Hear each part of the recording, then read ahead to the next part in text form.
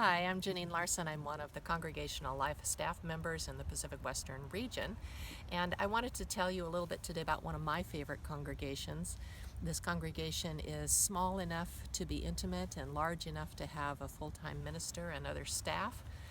The only flaw that I've seen in this little congregation, they're fun, they're quirky. The only flaw I've seen is that they're unfortunately made up of humans. And what I've noticed in congregations that are made up of humans is that from time to time conflict arises. So that happened a few years back with this congregation, and it got pretty nasty. People were calling names, there was some bullying behavior, there were people who were distressed, there were conversations in the parking lot. People were essentially talking about other people, not to them. So they did what they have learned to do. They began talking to one another early and often, and they began even more than that to listen.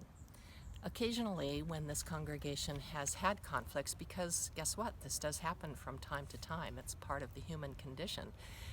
They have found that it has gotten a little tense, emotion has begun running high, and so to bring in a little fresh air, they have invited in some help.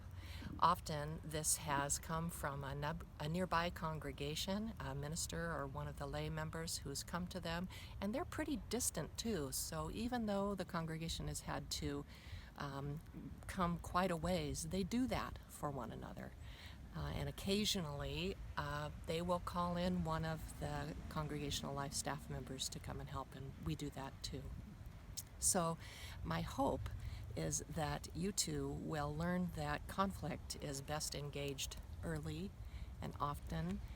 Talk to one another and do more listening than talking.